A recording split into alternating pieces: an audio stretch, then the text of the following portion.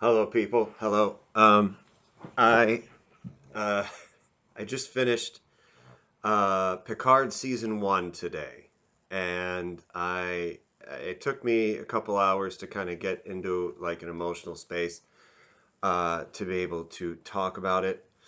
I also, as a side note, I kind of want to put my hoodie on because we're in a quarantine still, and I'm super embarrassed about like whatever potential weight loss I might have had with my working out, and that's the biggest thing that's messing with my brain right now is that. So I'm gonna cover up because my body dysmorphia is on at about 12 right now. So there's that. Anyway, um, I'm gonna lead into this. So I have probably been watching Star Trek for the most out of anything I've ever watched ever. My mom and my uncle got me into the original show when I was probably like just minutes old, maybe.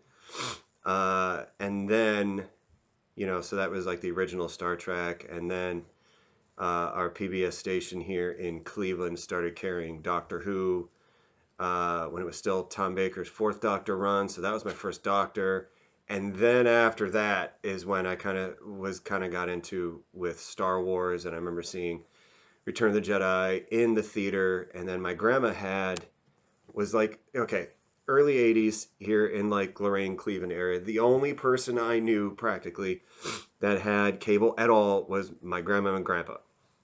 And they also had HBO, so they actually taped the original 3 when it was on HBO, and I would just sort of watch that and then rewind it and watch it again. And then in 87 came on Star Trek The Next Generation, and that was an instant sort of like moment for me too. So that I've been watching that, since it ever came on. So 30 was that 33 years then. So the entire run of it, I watched it all the way through. Like I remember the finale when I was like 14, and then that was like a big deal, and I like taped it and rewatched it a bunch of times and stuff. So um, Next Generation is kind of like a bigger deal for me because I mean they were able to expand, the whole Star Trek thing. They had a lot of episodes that were just sort of pure sort of Star Trek, but didn't have what was able to get away because it's 20 years later almost, or and then more was able to get away from just the sort of um, thing of the times that the original Star Trek had. And the thing in the original Star Trek had is like, we're going to try and push boundaries a little bit and do a lot of firsts and a lot of cool things. And oh, look, people can get together. And once, we can get our head out of our collective, human asses and realize that everyone is sort of human. And that's an awesome, rad thing. But it was still sort of like, okay, the blonde haired, white guy is going to come in and kick everyone in the face. And then everyone's going to do human ideals because human ideals, mid 20th century American ideals are what is universally right across the entire galaxy. And to be fair, I mean, watching it later on as a little kid, it was sort of like, oh, Kirk, because you're a little kid and you think that's great. And then you get a little older and you're like, man, Kirk and McCoy are really racist towards Spock until they need Spock to figure out what to do. And then Spock does that, and then they go back to being sort of racist about him, as long as it didn't involve Kirk having to punch something or sleep with it. That was sort of the thing. It was like, okay, Kirk asked himself 2 questions. Can I punch or sleep with this problem? If the answer was no, I pass the buck to Spock, and then I'm the captain. I mean, I do like the original series, but it kind of was that a lot. Next Gen was able to do a whole lot of other stuff. There I think it became more settled in strategy and thinking and being able to do other things other than just sort of punch and screw and bully mid 20th century American ideals onto things. It was actually trying to go off on other things. As such, I always sort of thought that the Federation was practically like the allegory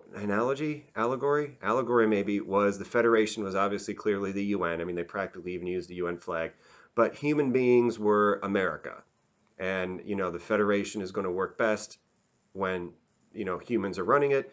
Hence, the UN is going to work best when the US is running it. Our good friends are sort of unemotional and logical, the British. So Vulcans were the British. And I always felt that as at the times, Klingons were sort of the big major clashy person at the time, and they were sort of aggressive and everything. So they were clearly the Russians, and then the Romulans were the Chinese. That's what the allegory I kind of felt. I think I even wrote a paper in college about that once. I think I might have done. There was a media class that I took. I don't remember. It was like 20 years ago. Was it? Shit. God, it was. Huh. I don't know which makes me feel worse now. Anyway, so it was really interesting with Picard. So there's going to be a lot of spoilers. I'm just going to get that out of the way now. A lot of spoilers. So it was just sort of interesting that to see more of the sort of Romulan mythology, some stuff that drove it, drove the society a little bit, that was a little bit more than, okay, this is kind of how we see the Chinese. That being said, I'm going to get my biggest sort of problem with Picard out of the way right now. This is pretty much the only thing that was sort of made me go, and that was it. We're going to get this other point out of the way. Picard season 1 was fucking amazing. It was super amazingly good. It was amazingly well written. The acting was ridiculous, and the casting to get into that acting was ridiculously amazing. Just absolutely phenomenal. Everyone was fucking brilliant. And I don't know how Sir Patrick Stewart, he was already like a fucking amazing actor, and then now he somehow was able to up his game, even though his game was upped as it could be. Fun fact, apparently pre Star Trek Next Generation, a slightly younger Patrick Stewart was Prospero in a production of The Tempest at Oberlin College in Ohio.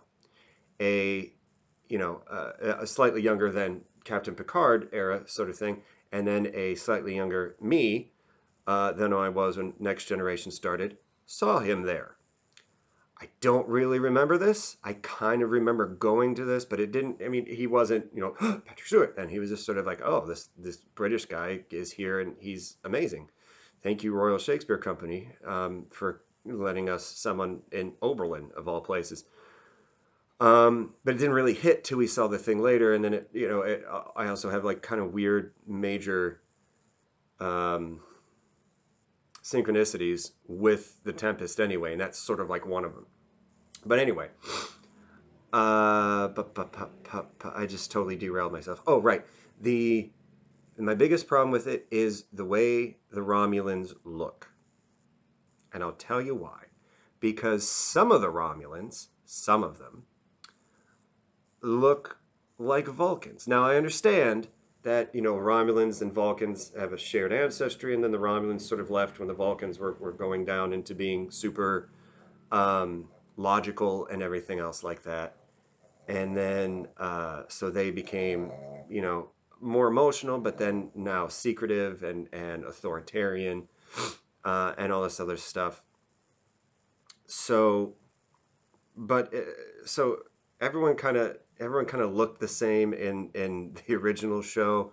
The Romulans sort of looked like the Vulcans, and then the Klingons just sort of had like, here's this racist face paint that we're going to put on it that's not quite blackface, but maybe it will be if some white guy wants to be Arabic or something like that, that, and then we'll make him kind of shiny. And those so Klingons bad. But Next Gen and everything sort of made Romulans have, they still had, the bowl cuts and the pointy elf ears and the sort of eyebrows, but they had this brow ridge thing, and all the Romulans had all of them. All of them had this brow ridge thing that kind of puffed out a little bit more. In Picard, There are some Romulans that have that, and some that don't. And interestingly enough, the ones that don't end up being the ones that are somehow really, really important to the play. And the neighbors are going to use those stupid mini bikes now, and it's going to be really loud for like 4 hours.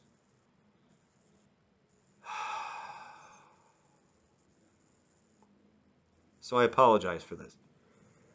Um, but weirdly enough, the important Romulans didn't have that. So it's sort of like um, we want to make pretty ones that humans in the 21st century will find sexy, and those would be the ones that we focus on. And the ones that are a little less human, a little less sexy, then those would be bad ones, or ones that are just not good, or something like that. It's a little it was almost like in the Hobbit movies where all but three of the dwarves had all the same sort of stuff on their hands and faces and sort of things. And then, Thorin and his nephews had progressive areas of sort of like, oh, well, you look sort of normally human. And then the one that they forced into a romance that was completely not going to ever have happened in Tolkien world. At all. Amazingly, didn't have any stuff on his face at all. Nothing. He didn't have a nosy thing or anything. Really, nothing hands or either. But everyone else did. Weird, sort of racist. And when I say racist, I'm actually mean racist, as opposed to the colonialism and imperialism that we're really talking about it here in 21st century Earth, as racism is, more of a social issue than actually talking about, people's ethnicity, because we're all fucking human. I'm actually talking race as in hobbits and dwarves and humans and Vulcans and Klingons, or, Wookiees and things like those are actual, races. So it's like, oh, well, these races have a certain sort of look, but we want them to be a little sexier for human moviegoers, so we're going to make them look this way. So that was my one sort of problem that I've been talking about for way, way too long now. But it had that sort of, a lot of times sci-fi will kind of, or fantasy will kind of do that. It's like, oh, well, the less human they are, the more bad guys, or we're not supposed to care about them. That being said, holy crap. Come here, buddy. Come here. You're making me reach. It's insane. Holy crap. So I don't. It was just amazing. The whole show is 10 episodes. Literally just watched the final episode today. It just came out today. I watched it. I'm not gonna lie. Probably at least the last 15 minutes, or maybe more so. Yeah, I was pretty much crying that whole time. Like, not even just like, oh man, like actually sort of ugly crying face and some tears, and there was some snot. Oh my God, it just like messed me up on a lot of ways. And I will get to a way I would have done something at the end a little bit differently. But I'm not angry or disappointed about the way that they did it. I just personally would have done this one thing a little differently. So it basically sort of takes the utter debacle garbage of the movie Star Trek Nemesis and says, we're going to fix this piece of shit and do something better with it.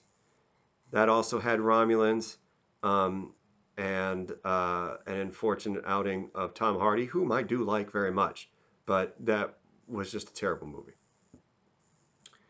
Um, so they took that, and I had to look. Now I have to admit, bigger Star Trek nerds than me, that I did have to look up which episode in Next Generation this was. So it was Measure of a Man. It was season 2, episode 9. I have it written down here. I didn't remember that. Where the Federation basically wants to come in and ostensibly vivisect Data, because it was like, oh, well, we want to learn how this goes, and he's just a thing, so we can just do whatever. And Picard advocates for him as him actually being a life form and a person and a conscious being that has rights and should not be able should be able to live without fear of being vivisected, ostensibly by the very organization that it has pledged to. It's an excellent episode.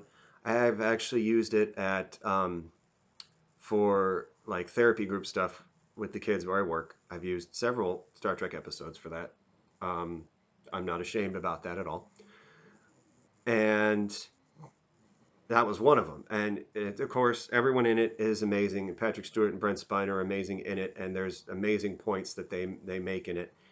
And it was sort of like those two things came together. So it was sort of like fan fiction based on those kind of squished together, mixed with someone had a cool idea for some Romulan mythology.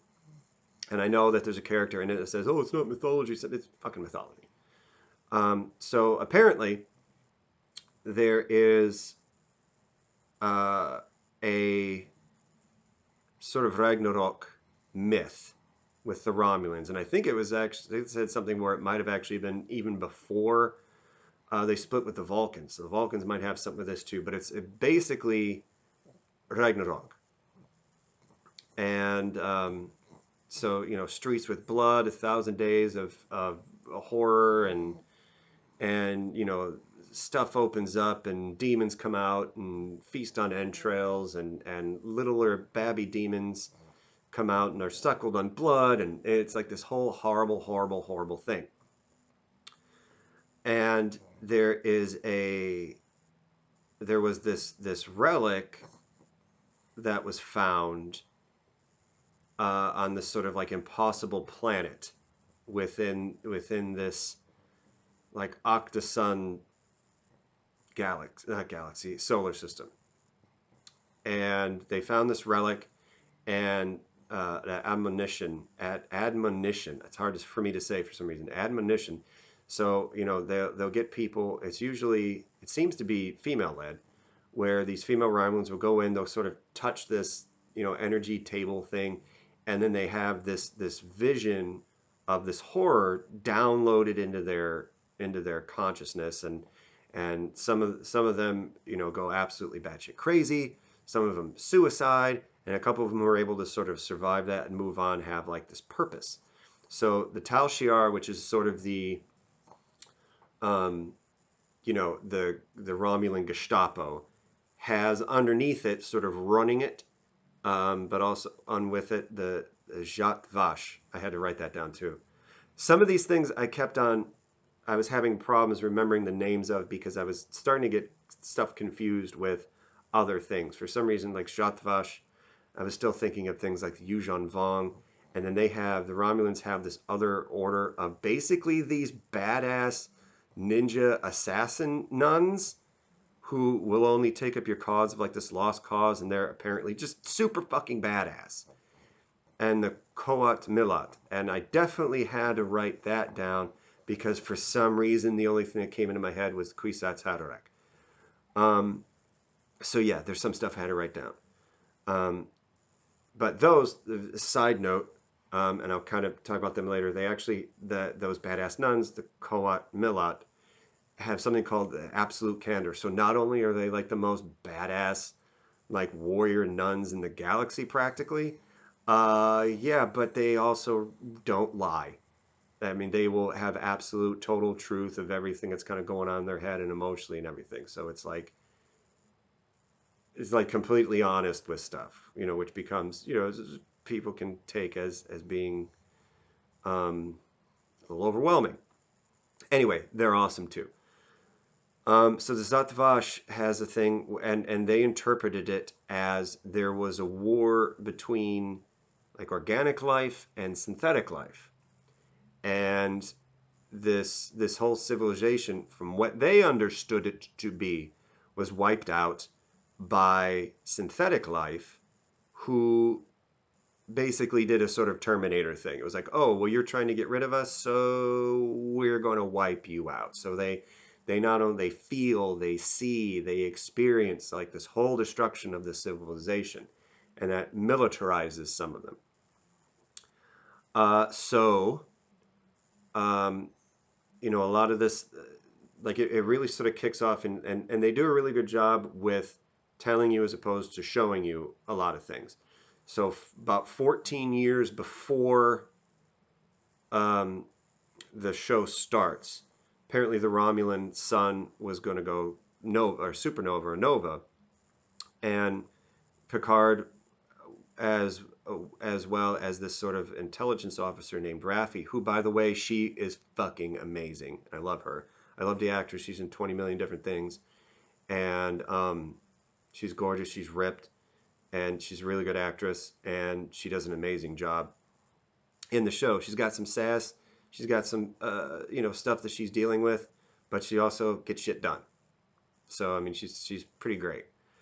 But they were working really hard to try and get um, like save as much of the Romulan population as they can. They're trying to coordinate, these vast numbers uh, of like refugees and evacuations and stuff. And one of the reasons the Coat Millat, the badass ninja nuns, get involved because they were actually helping Picard like on this other planet and help move people around and stuff like that. And so like a lot, so, like they have a lot of respect for Picard and other people and stuff do. But what happened was, as this was going on, this whole big undertaking, and a lot of people in Starfleet were kind of like, it's Romulans. We fucking hate the Romulans, and they're awful. Just fuck them, let them die. And I guess there was, whole, you know, systems and other groups of people within the Federation of Planets that were either just voting to let the Romulans just go, or were even threatening to leave the Federation um, if they were going to help the Romulans. So into this, while this is going on and all this stuff is happening, into this, um, there was in Star Trek. This is sort of a deeper Star Trek thing. There's a shipyards in Mars, which were like Enterprise D and other ships were made and everything like that. And then there was a sort of army of I guess they were starting to progress out in the rest of the Federation too. An army of they call them synthetics or synths. So it's basically androids. Um, Nowhere near as sophisticated as Data was, but still pretty sophisticated. They got the gold skin, the gold eyes. They had, you could communicate with them, talk with them, but they really didn't have much of a personality. It seemed they're just sort of, rote android sort of things. Um, so there was like this insurrection of these androids, basically, that blew up the shipyards on Mars and screwed up whatever atmosphere they stuff where stuff was still burning like 14 years later and everything, which caused this whole ban on synths, like a complete and utter ban.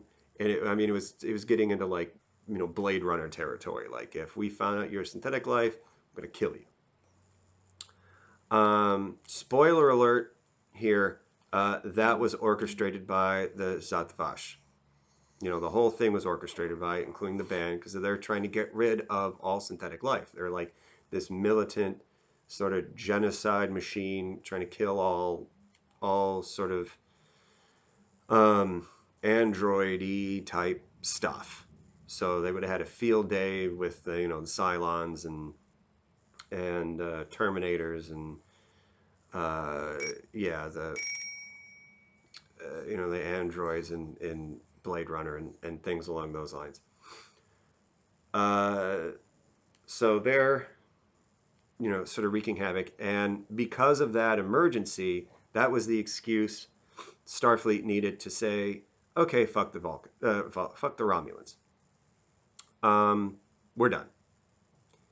And as hard as Picard tried, he couldn't get Starfleet to change their mind away from it. He even threatened to resign if they didn't do this, thinking that it was like, oh, well, and they were like, all right, we accept your resignation. So he's out. And part of that drive is that, you know, there was a lot of good conversations about, you know, Starfleet wasn't what Starfleet should be. You know, there's this ideal that Starfleet was supposed to hold up and be, and they did not do that. They had this responsibility to these sentient beings, and they failed to do that.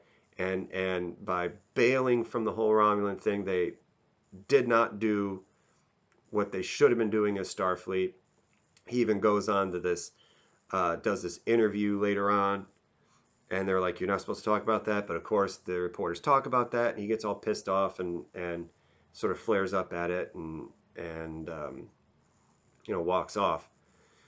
So he goes to the vineyard in France, you know, his family vineyard, and he's sort of there. Now, he has two Romulans working for him. He kind of got, you know, like a sort of housekeepery kind of vibe from him. I forget the guy's name, but he was, you know, but he had sort of brow ridge thing. But there was Laris, and Laris was sort of like the kind of housekeeper sort of thing, but she was fucking awesome. Apparently, they're both ex-Tal Shiar, so they're spy badasses, and they show how badass they are on a couple of occasions. And Laris not only says that, but she does the computery cool stuff, as well as gives a whole crap ton of sass, and she's awesome at it. Does that whole sort of thing. It's like, you should go off and, you know, and do this thing. You need to chill out and everything. Like, really cares for him, and she's really sweet and awesome. And I was really, really worried something bad was going to happen to both of them. I'm really glad it didn't.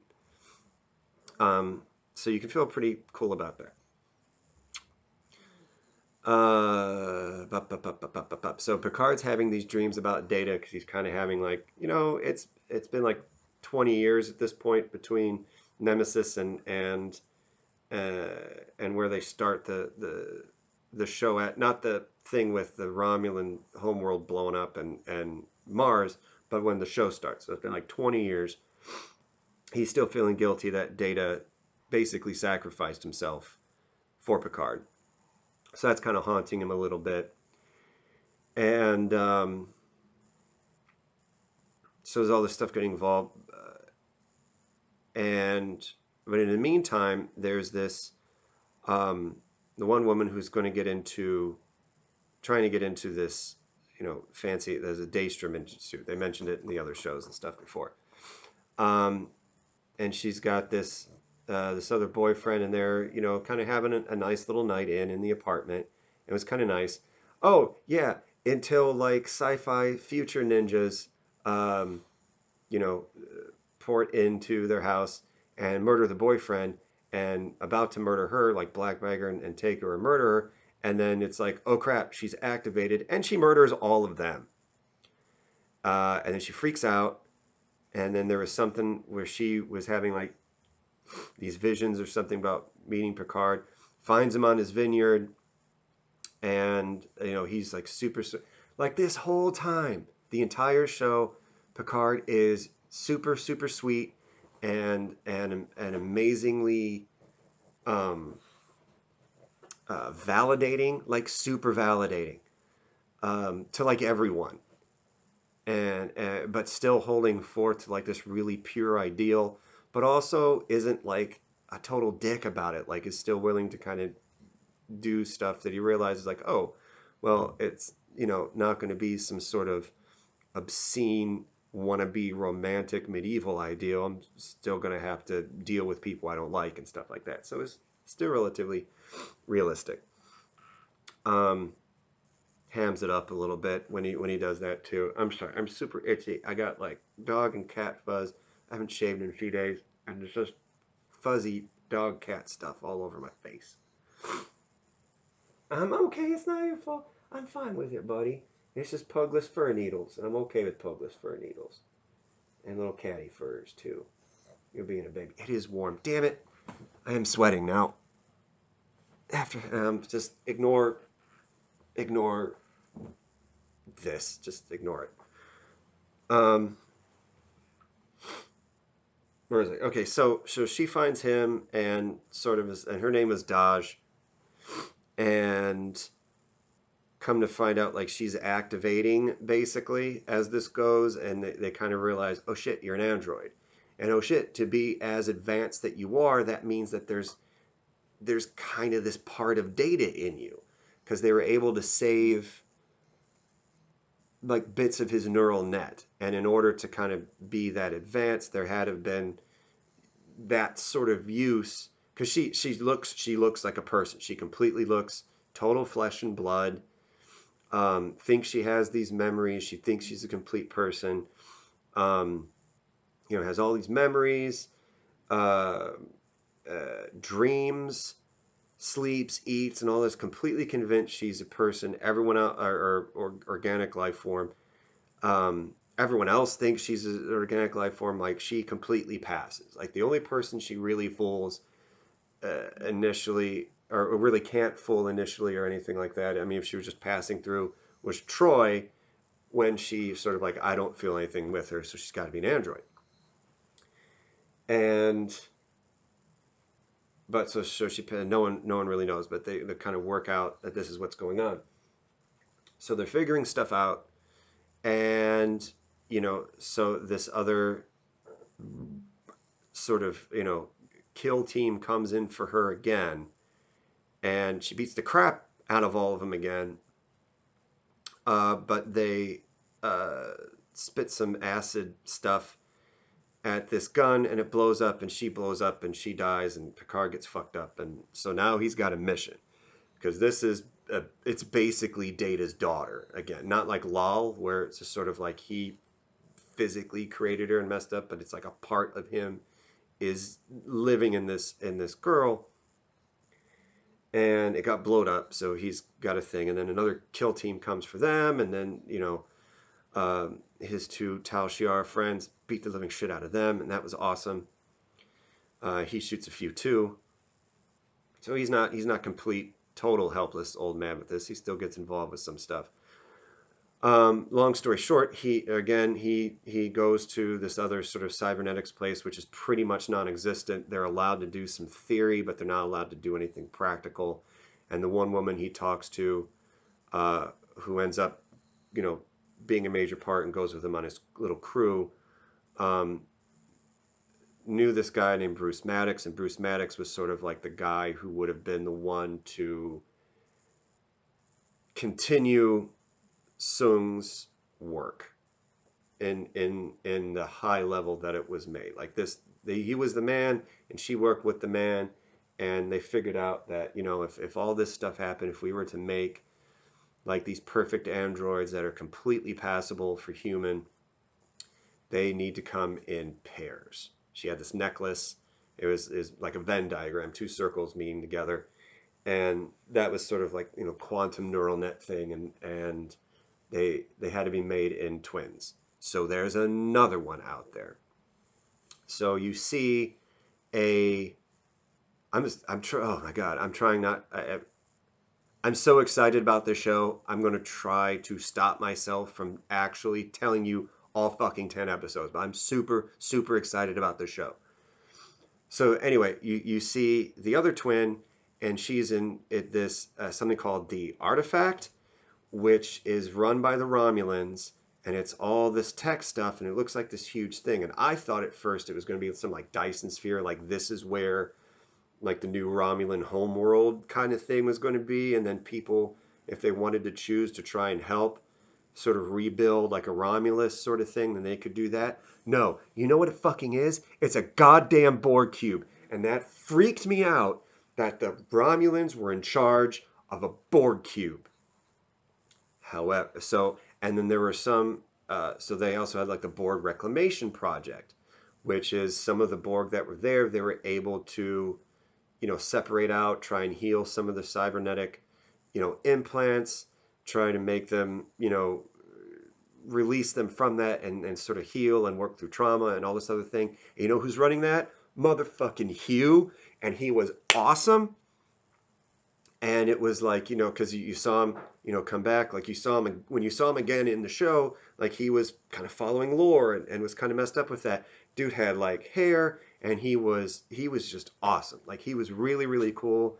He was really compassionate, but again, sort of had a, you know, there's a certain way we kind of got to do things and everything, and he was really coming along really well, and it was really cool to see him, and he was a really good character in it.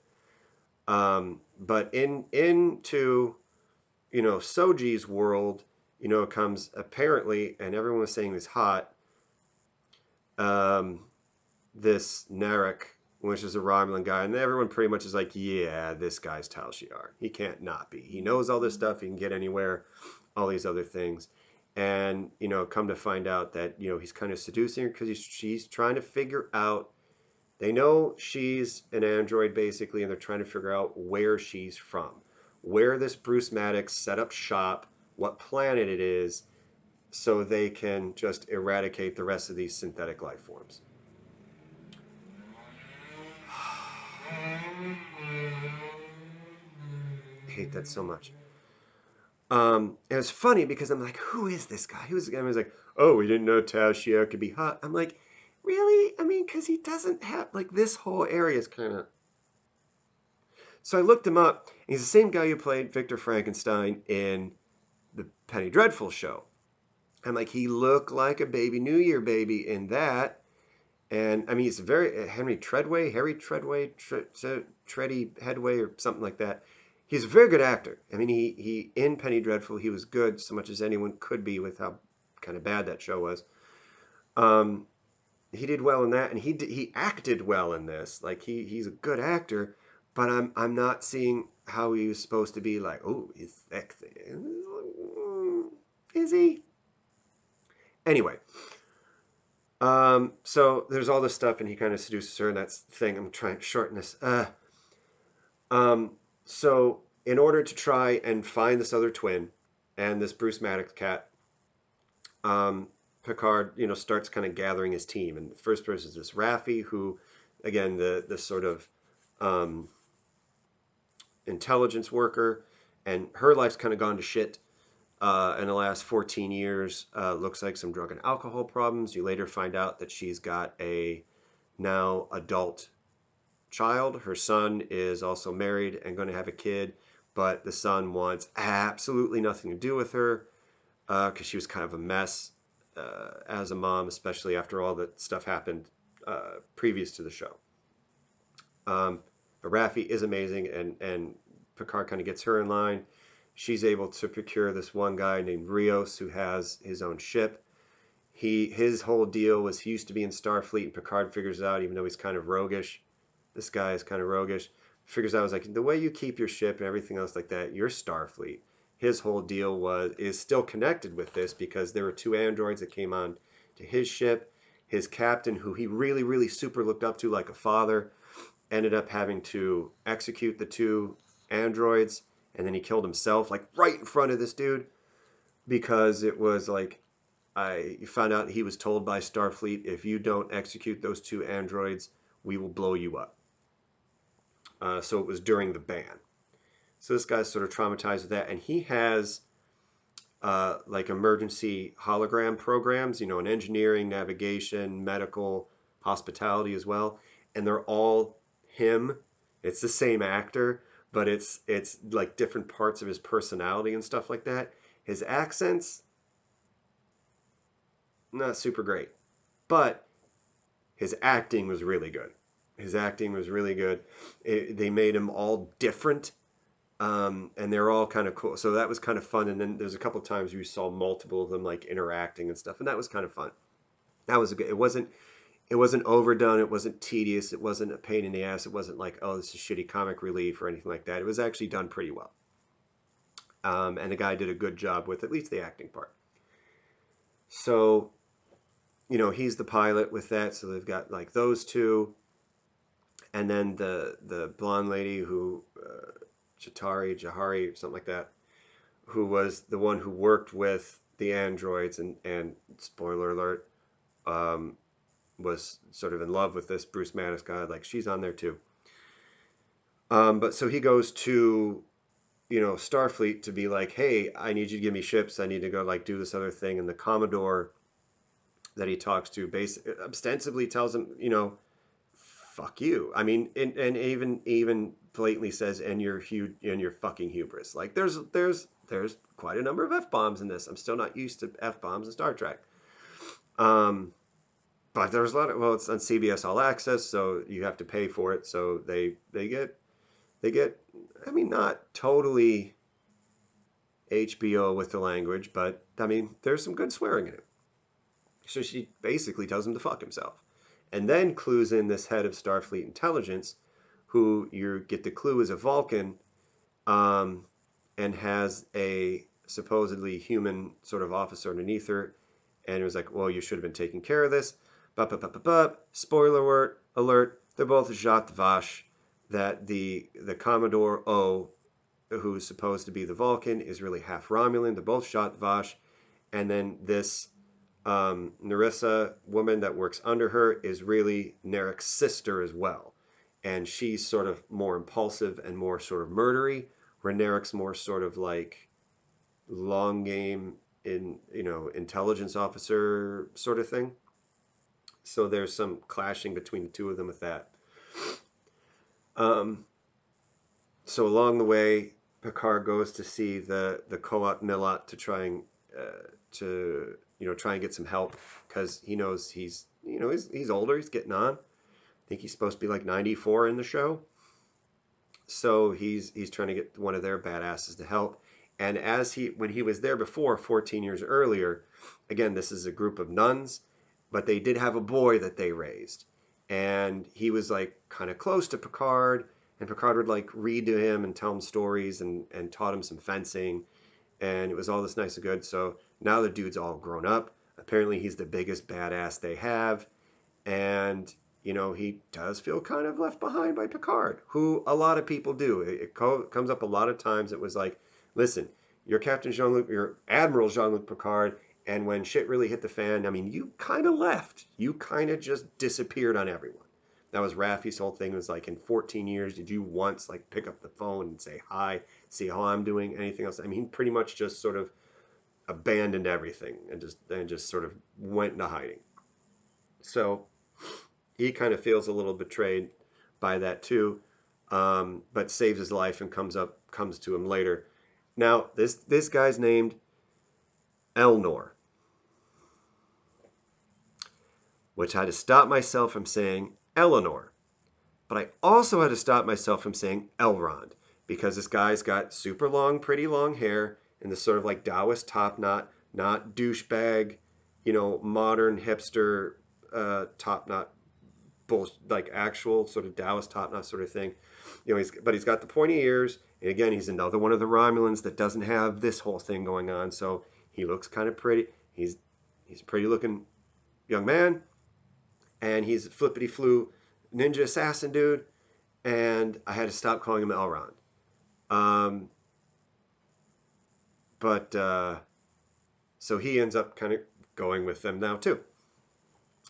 So they find out where this guy is and this other thing, and there's these sort of, what is it, Fenris Rangers that are going out there, and they're sort of like kind of like a vigilante group, kind of keeping peace between some stuff. And lo and behold, probably their most famous member is Seven of Nine from Voyager, who's pretty much like, I mean, she's like full on hair down, badass, sort of thing, whatever sort of, almost sort of logic android Vulcan-y stick up her ass that might have been in early seasons of hers in Voyager is sort of gone. Like she's pretty integrated into being human-y again. Um, and I forgot this other guy that they got out of the Borg, but there's this sort of like female mobster thing that basically murders former Borg and strips them of parts and sells them, and did that to this other guy that Seven, was close to. So she's got a stick up her ass to, and this lady. So after, this whole, sort of little con thing that they have going on, which was pretty well done overall. It was kind of neat. There was a little hammy bits by Sir Patrick, but that was kind of cool. And some other stuff going on. They get the Bruce Mattis guy away from this thing, and Seven of Nine is like, oh no, you're right. So I'm gonna go leave now. Let me just get a couple of these phasers here and everything. Or we're these vigilantes. We need some weapons. And they're like, okay, good. Well, thanks for helping. And she's like, oh, if you never need anything here, here's like my beeper, basically. And she goes back down and like executes the fuck out of that mobster lady and like all of her people. Like just full on Terminator, two rifles, blah blah blah blah blah blah blah blah blah blah blah blah blah, die die die die die die die, like vaporizes the mobster chick, and like just murders everybody else. So this is like Punisher, Terminator sort of thing. It was like, oh shit. Um, oh fuck. But what happened was earlier, since Commodore O was half Vulcan, she can mind meld and stuff, and she implanted what she got from the admonition onto Jahari, I think her name was, the blonde woman who does the androids, and like traumatized her with that. It was like, this is what's going to happen. What you've been working on is going to wipe out all organic civilization as we know it. So she basically murders Maddox. Like he's trying to like, oh well, I know this thing, and we've got to keep working and do all this other stuff, and she basically murders him. Feels super messed up about it, and everything, and is really traumatized by it, rightly so. Um, but yeah, that happens. Oh man, I'm trying really hard to keep this under a thing. So then they, long story short, they've got to go on to the the Borg cube to rescue Soji. So they get on there with that, and they see Hugh, and Hugh helps them, and they're, oh my god, I'm so one of the times that like almost sort of broke me. Picard's dealing with some of his PTSD, and he even talks to Seven and Nine a couple times. Is like, you know, uh, it was still messed me up. You know, do you feel human? Yes. Do you think you ever get over? He's like, no. It's something like you'll never get over. And so he's on this Borg ship. He starts having this panic attack and almost falls. And a couple of like the reclaim, they call them XBs, X Borgs. The reclaim sort of Borgs like catch me. And he was like, dude, they're trying to keep you from falling off, the edge like a million stories. And then Hugh's there, and they totally get along and everything. There was no angsty bullshit. There was none of that. It's like they were both super glad to see each other. It was really touching, and it made me kind of start tearing up. Like, oh man, already. And so they, the Romulan people are starting to like execute stuff and do all their things and kill these people and everything. So there's apparently in these Borg cubes like a queen chamber that no one should be able to get into. And then they had like this other like super teleporter technology thing that Hugh basically sets them up to go and do. But Elnor stays there to try and cover their escape. And Picard and Soji escape, and Picard's thing was to, first thing he kind of thought of that might be kind of off the grid map thing, was this planet Nepenthe, which I really should remember where I know that name from. And lo and behold, it's Riker and Troy's house. So, but back on the thing, the murder sister is, murdering all these Borg, fights with Elnor. Bitch kills Hugh. Bitch kills Hugh. And I'm just thinking, it was like, okay, well, she's got the cheekbones and sort of badass thing. All right, kind of cool. You bitch, you murdered Hugh. Like, I actually yelled out no. I actually yelled out no. The most cliche, boring, stupid, no one does this thing when something bad happens thing you could do. I literally did. And I live alone. I was watching on my computer. And I'm talking to you now. Wasn't even on TV. Wasn't even with a watch party. I was by myself, watching on my computer. I yelled out no. Like no one actually does, but I just did. So I was actually really mad. Like, oh, this bitch gotta die now. Um, Now, but Eleanor's still there. 7 of 9 comes in. Eleanor kind of does the beeper thing, calls her. She comes in. They kick a bunch of ass in the cube and all this other stuff too. Um, it turns out too that she knows how to get into the queen chamber as well, and they're going to execute all the XBs and everyone kind of in stasis. So she actually gets herself hooked up into tries to make like a mini collective within just the cube to try and fight off the Romulans. And she hooks up into that as the new sort of queen. But they actually ostensibly blow the airlock, and all the other, pretty much all the Borg that were in stasis and everything just shot out into space and all these other things. Um, but she is able, 7 of 9 is able to kick that bitch off of a really high platform after a fight, and you just hear that Narissa bitch just screaming into the abyss, and that was so satisfying. I'm not gonna lie, that was super super satisfying. So Picard and Soji meet this little kid. Of course, it's gonna be Troy and Riker's.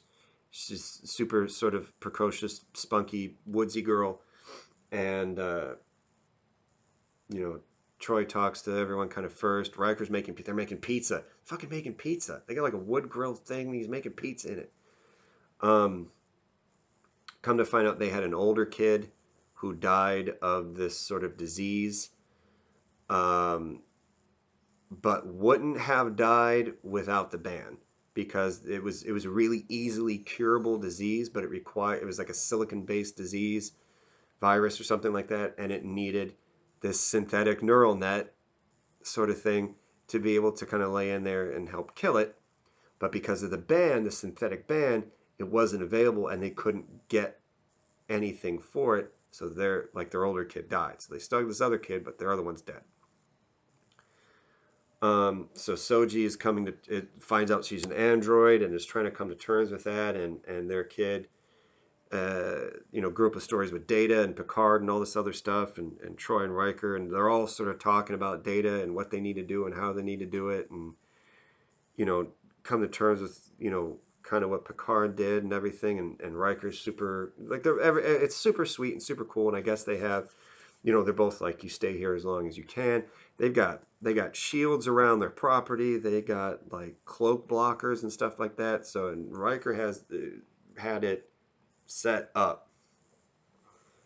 So then they go and Riker's even saying, it's like, I'm not going to stop you. I'm not going to get in your way. Like, we'll try and set up the best that we can for this and everything.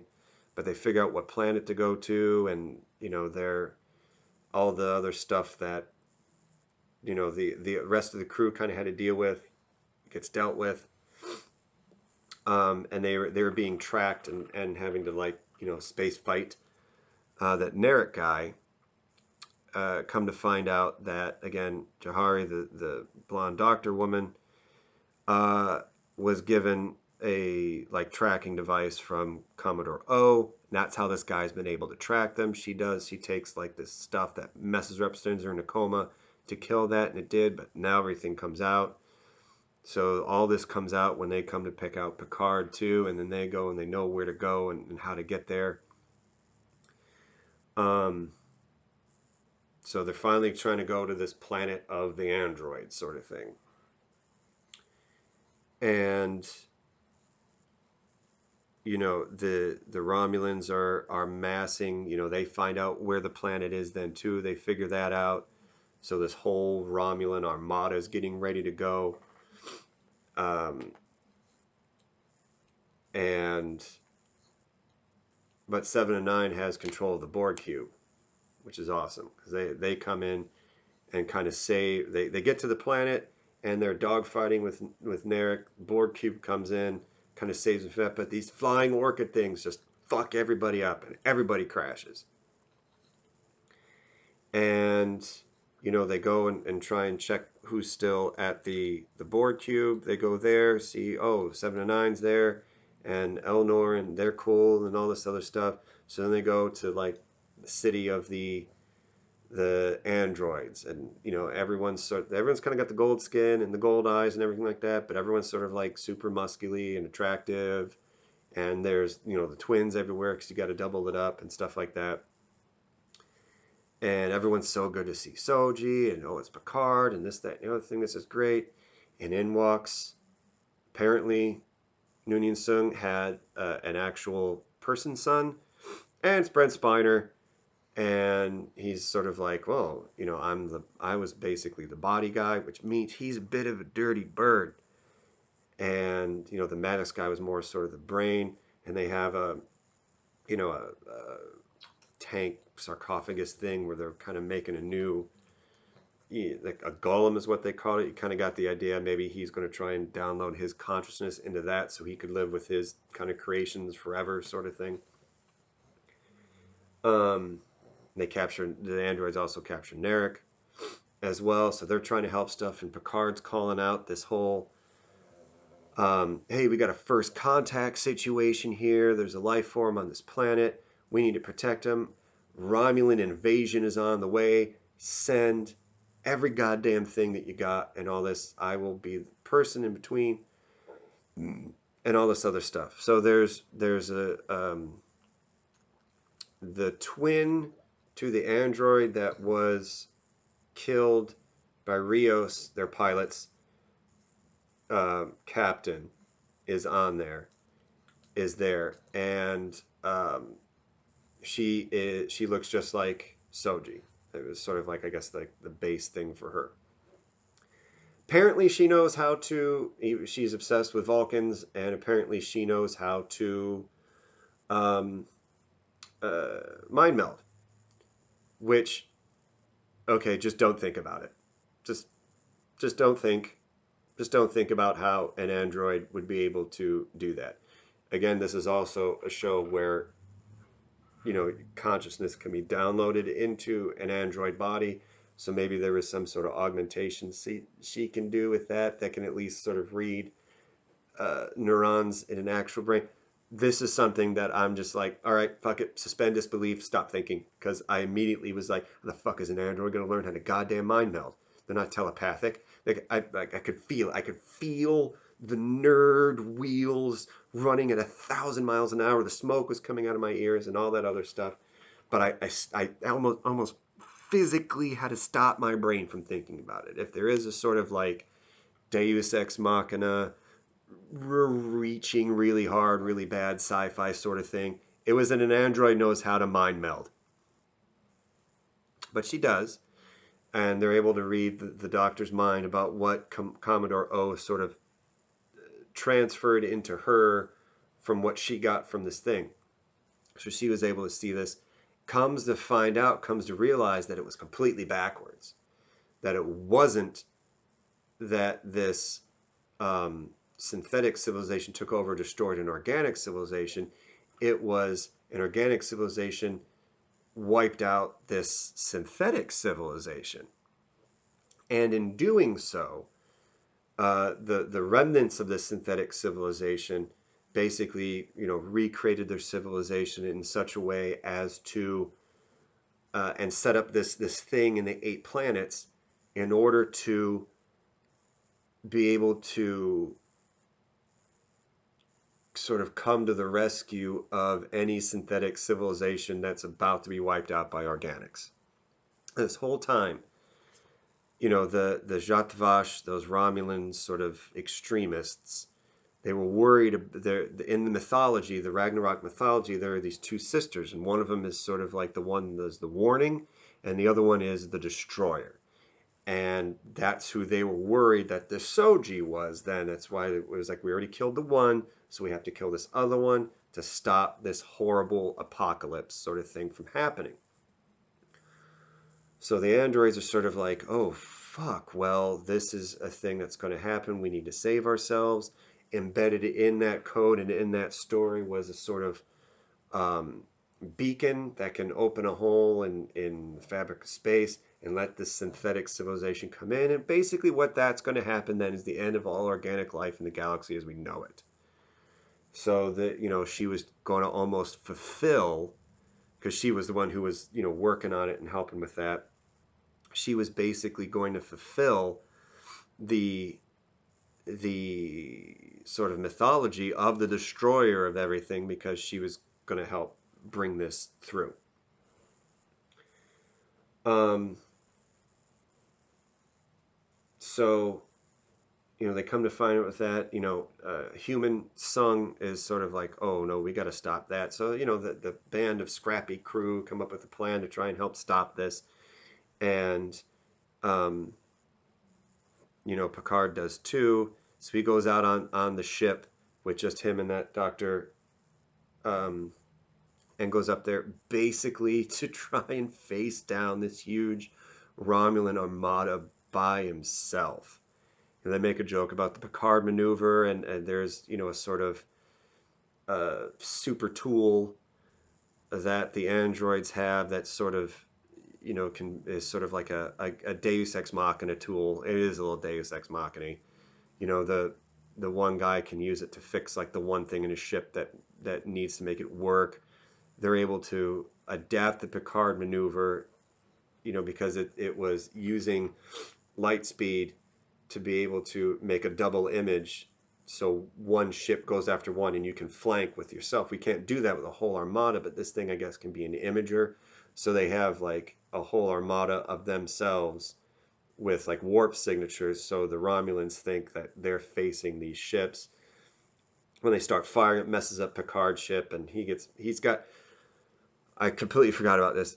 This whole, they do bring it in way earlier before he even leaves Earth, that he's got something wrong in his brain, and it kind of affects him a couple of times, and it's probably killing him. So it's kind of messing him up then too. Because he's super stressed. They got waggled around by getting shot in space and all this other thing. So he gets wherewithal enough, and another fucking, like, how in Hamlet's like the most quoted play in all of English speaking world, and there's a good reason for that. And it's got, a ton of soliloquies, most of them by Hamlet, one of them by Claudius, and all this other stuff. And even the the longer speeches, like when he talks to the player king, and it technically isn't a soliloquy because he's talking to someone, but it's a long speech and it's really important. And even Polonius' speech to Laertes, where he's telling him how to not be a dick, but kind of be a dick, but don't be a dick, is really long and kind of important too. This show is like that for Star Trek. Picard has so many goddamn amazing, sort of important, uh, emotional and hopeful, uh, like lines and even speeches and longer sort of things with dialogue. It's really, really inspirational. And, you know, again, sci-fi being a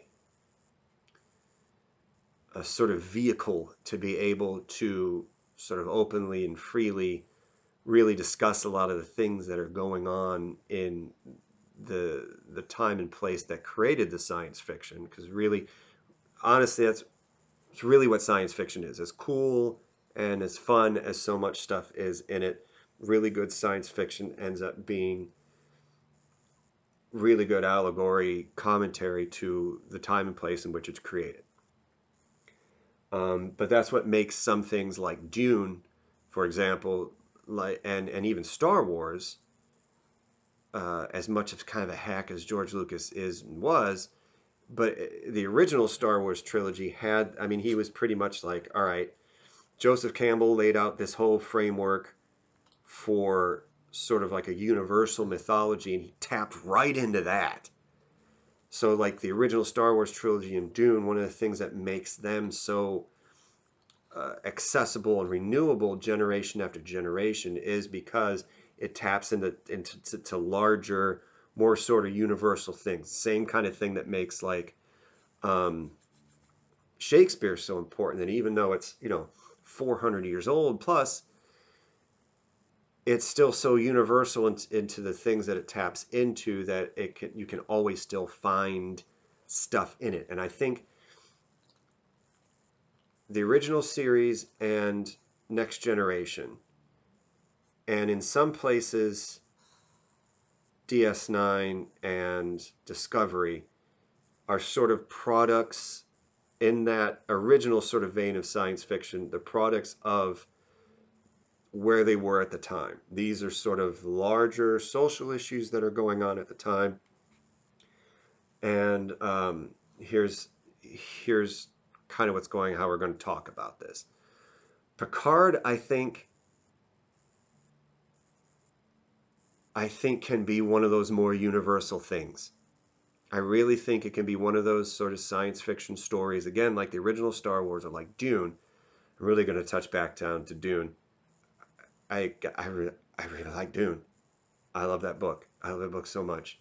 I've read that and Dune Messiah and Children of Dune, and I've read Dune itself like 3 or 4 times. I think I'm technically like in the middle of a fourth reading when I'm reading it to the kids at work, and even listen to an audiobook of it. So I really like Dune.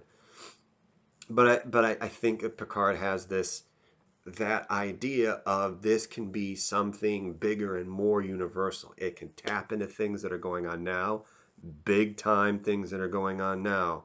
But also, I think it's going to be stuff that if you watch it again in 20, 30 years, there's still going to be relatively pertinent things. Like you can look back at the old Star Trek now and be sort of like, and taking away from the fact that like the technology to make the show is now 50 years old, and take out the idea that one of the reasons why we've progressed sort of beyond the technology, like data tapes and things like that, is because people who have been creating technology for the past 50 years were inspired by Star Trek to do that thing and did that thing, and then we went beyond that within the last 50 years.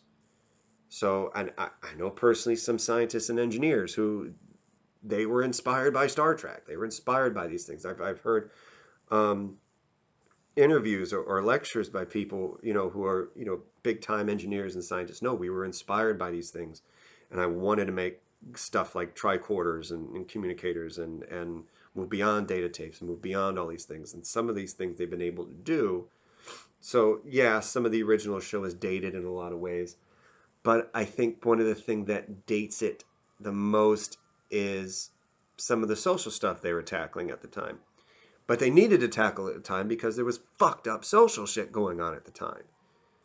The one episode that, I'll point to a lot, the one Frank Gorshin was in, where it was, and I can't even remember because this is the point of the thing. It was, this one guy was trying to claim um, sanctuary on the Enterprise, and half of his face was black and half of his face was white. And these other two beings were coming after him like, this dude's a criminal. And half of their faces are black and half of their faces are white. But it was opposite of the guy seeking sanctuary.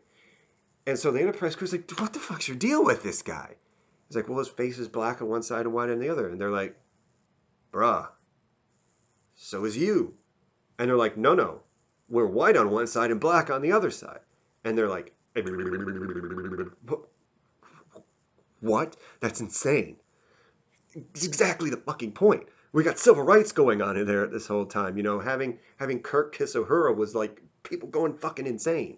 So Star Trek was sort of like a product of the times, and um, this is one of the things that Twilight Zone, the original Twilight Zone, is still so like watchable and thing because that had some stuff that was very product of its times, and there are some things that were now exalted beyond that too. Um, so you can still really, even though, again, it's black and white, 60s, so some of it's kind of dated, but it's still like, you can still connect with it because it's larger concepts. And I really think Picard's going to be one of those shows, one of those things, the zeitgeist sort of things or anything like that, that could very well last beyond. So not just be able to be sort of tapped into by Star Trek nerds, um, reliving some sort of nostalgia from now, or they just like the whole thing. So I really do think you watch this in 30 years and you'll still be able to be like, man, it's just like today. the stuff he's talking about, the speeches he's giving, the things he's really trying to pull across, the things that we need to be able to do to be able to call ourselves sort of like honorable beings. I'm not going to use human because again, we're talking about larger than that, but to be the sort of like honorable, compassionate beings, to be able to hold to the ideals that we set ourselves for isn't just lip service, isn't just something that you do when it is convenient to you. This, if you're going to set yourself as this thing, you need to do it. You know, Starfleet's supposed to stand for these higher things, and you help these beings when they're in trouble. It's not just when it's A, either convenient to you, or B, not just when it's someone you maybe don't like as much. It's universal. That's it. You help these people.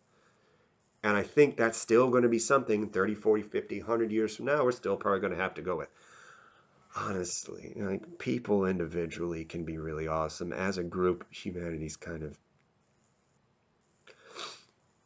So, I mean, yeah, this is going to be stuff we're going to have to deal with. I really think Picard could be within it. Anyway, so just shit's going to hit the fan, and then bam, behind Picard comes this huge armada of Starfleet ships. And they all kind of look the same. And lo and behold, who's at the head of it? Who's the head of it? It's fucking Riker. You know, and he, because he mentioned before, he was still on active reserve. So he called in the thing when what was going on. So when Picard's call came out, they called him up, and he's basically running the task force. And I think the ship's name was like Zhong He or something like that. So, you know, acting captain of the Zhong He. We're the most advanced vessels Starfleet has to offer. You got a whole fleet of these ships in there. Please step up. Please do it. Go ahead. You know, and you know, Picard kind of has, you know, some more stuff that he's talking, and you know, and it all works out. The Romulans sort of run away, and Picard's like, dude, thanks, and Riker goes, but he doesn't actually say like farewell. But then he collapses because he's, you know, held on long enough, and you know, they're able to get him back down onto the planet, and you know, he basically dies in Raffi's arms, and you know, touches Elnor's face, and all this sort of stuff. And I'm like, now, what I thought was going to happen, was that he was going to get some neural net thing from the androids, like the thing that might have been able to save Troy and Riker's oldest kid. He was going to get that in there, and that was going to sort of reroute whatever brain problem he had. And maybe it was always going to be something like it kind of killed him there. They were able to revive him. They were able to use this neural net thing to be able to, you know, still give him a good quality of life, still have a thing. But this was always something that was always going to sort of kind of be there lurking, you know, almost sort of like the piece of metal by Iron Man's heart in most of the movies too, was able to pull that out. But you know, he had to have the, you know, the engine thing in there to be the magnet in order there to keep the metal from going in his heart and killing him. There's going to be something like that, but with his brain, which then would then offer some interesting character development for season 2, which is apparently already going to be a thing. Which would be some interesting character development for season 2, because now he's got this thing in his brain again, which is keeping him alive. He also has the artificial heart, which they made a specific mention of earlier. So then, if he goes on, so he's got all these, he's still traumatized from his time from being a Borg, and then from also like the whole thing with First Contact too. When one of the ex-Borg called him Locutus, he was like freaking out. So he's still got all the PTSD from all the Borg stuff and everything like that. Now you're getting into a thing where now you can start asking, where does the line get drawn? His heart and part of his brain would then be machine. And then you can start questioning like, oh, am I even still human? This is what I was afraid of. I feel like I'm being assimilated again. because now my brain as well as my heart are now part machine, but I'm still kind of flesh too. Where does this leave me? Am I even still human? They got the whole thing about questioning humanity with all the androids and stuff anyway, and now you have this bridge division between that, someone who has dealt with the Borg, who has been Borg, who now might feel that they're becoming Borg again, even though they're sort of and they're traumatized with that on top of it. Then you get that whole thing like they made in with when Peter Capaldi became the Doctor. You know, if you have a machine or you have a thing and you replace a piece here and you replace a piece there, at what point does that machine stop being the original thing?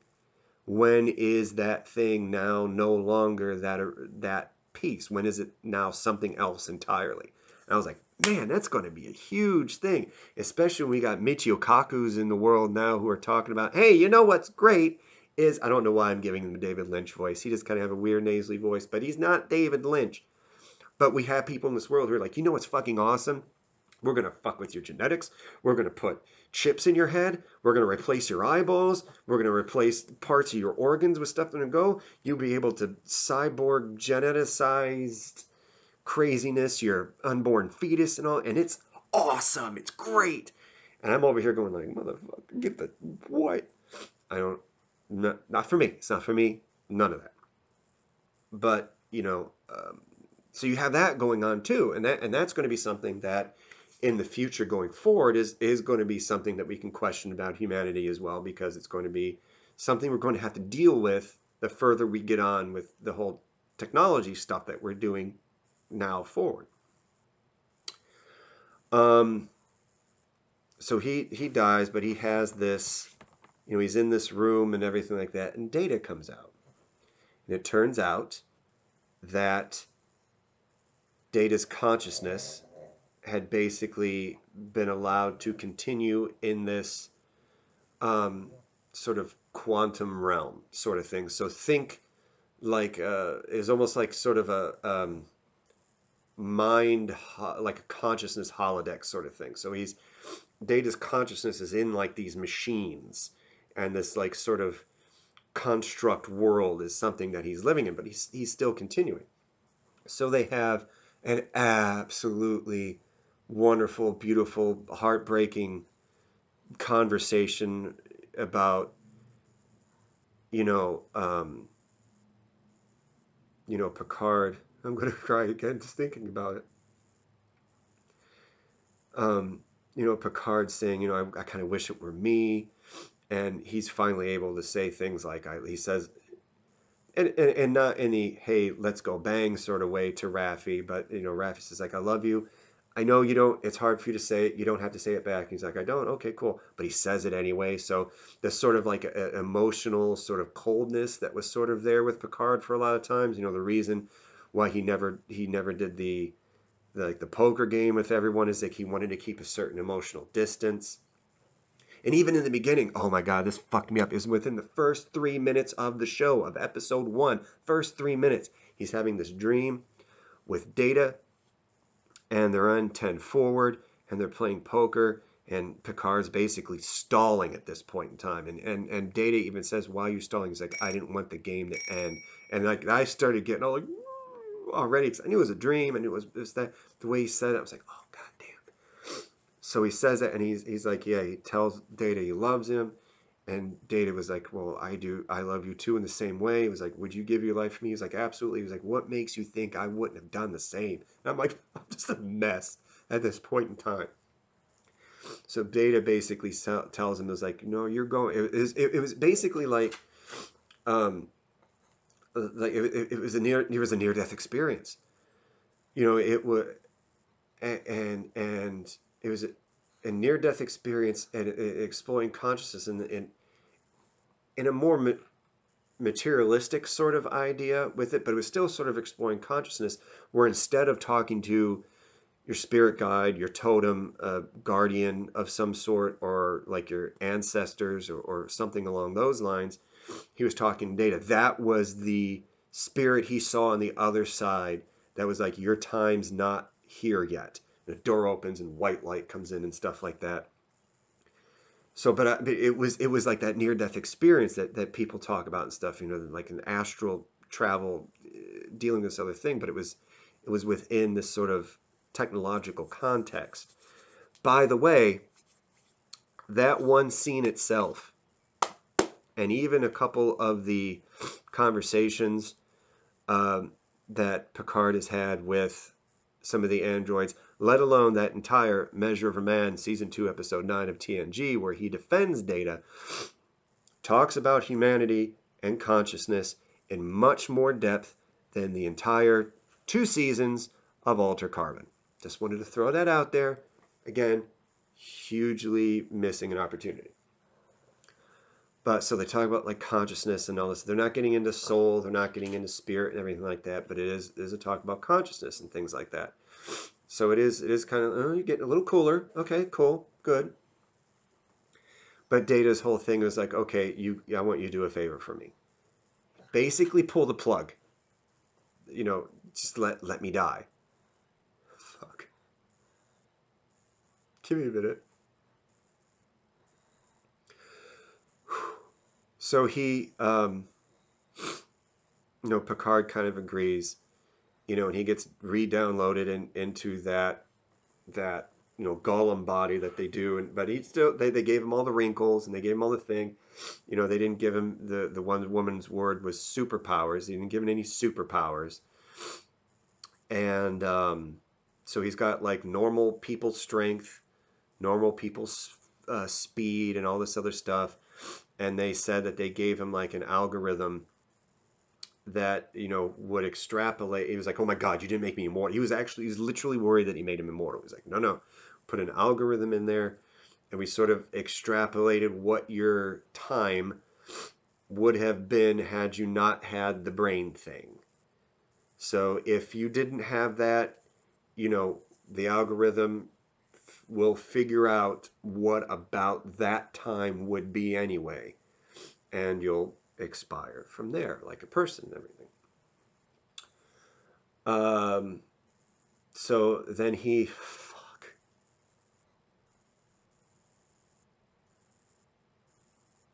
does fulfills his promise to Data and like pulls the plug. Here's like these 3 things, and he's there's Shakespeare that he's saying as he's going with that, and oh my god, and you see Data like in his sort of program world, and he's sitting there, he's listening to music, and he kind of knows that it's time, and he sets up the couch and he lies down, and this like Picard in his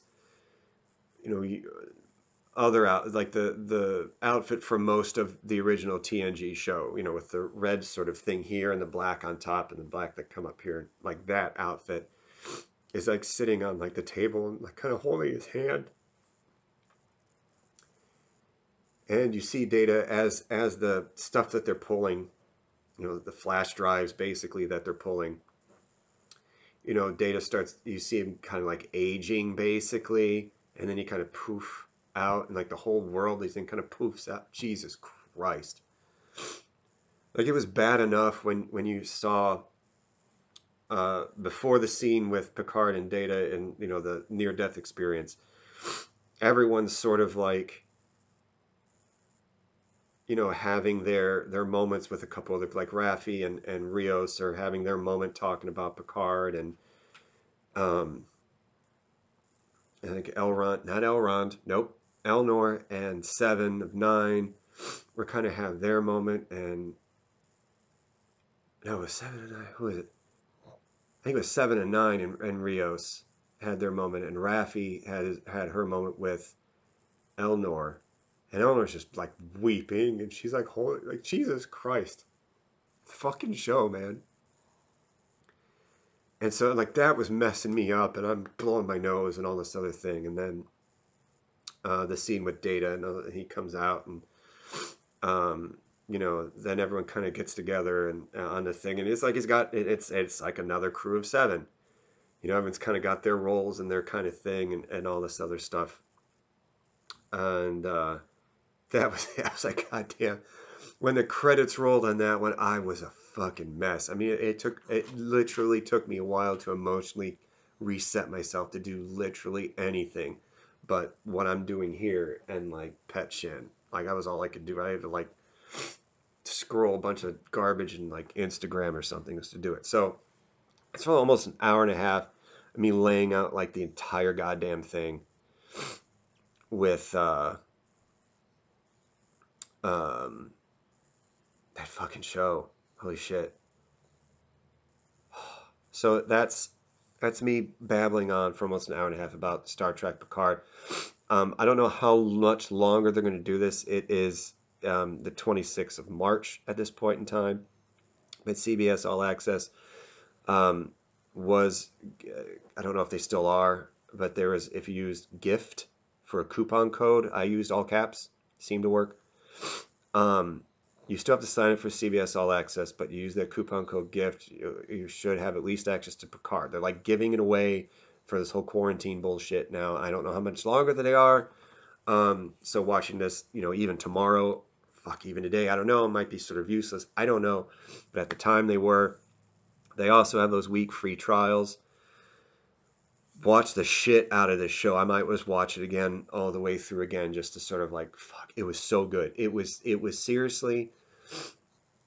Um, I'm not even mad that they didn't do what I wanted them to do with the neural net thing and keeping Picard his usual body like actually alive and not just downloading him into an android. I'm not even mad that they did that. I personally would have preferred my way because that would have given more sort of stuff with that whole thing with the Borg and the PTSD and the whole question of sort of beinghood, personhood. I won't say humanity, but sort of beinghood, personhood. It would have given into a lot of that discussion, a lot of that talk, and I think that could have been really cool. But I'm not mad they did what they did with it because it was still handled. They set stuff up. It wasn't just all, oh, by the way, we had this magic thing we didn't tell you about. And no, it was there before. And they showed it to him and all this other stuff. And maybe even the android doing a mind meld was even a foreshadowing with that we could do this stuff too. So there was setup for it. It wasn't sprung on us, and it was handled amazingly well on all sort of aspects. So my only real detractor from the thing, other than fucking Hugh died, which messed me up. My only big thing was sort of like the sort of fudging the way the Romulans looked. Like, oh well, these are ones that aren't going to matter, or they're clearly lesser Romulans because they've got the brow thing. But these ones, that was the only thing that really sort of bugged me. And I kept sort of seeing. I kept sort of not noticing. I kept shut. There's an easier way to say that. I kept noticing. Um, but yeah, my one friend from work was like, that might be like the best Trek show. It was so fucking good. Like seriously, if you've ever sort of like, yeah, if you're if you're a Star Trek fan at all and you haven't watched yet, shut the fuck up and go watch it. I'm sorry, I didn't mean to swear at you. You're very wonderful people. I thank you for watching. I'm sorry. But watch Picard. If you've even just sort of like, yeah, Star Trek's pretty good. It's all right. Watch Picard. If you're just a sci-fi fan, or you're even someone who digs sort of weird consciousness stuff or anything like that, watch Picard. If you just want to see some goddamn good acting, watch Picard. My review of this is that it's a fucking amazing goddamn show, and you should watch it right after watching me.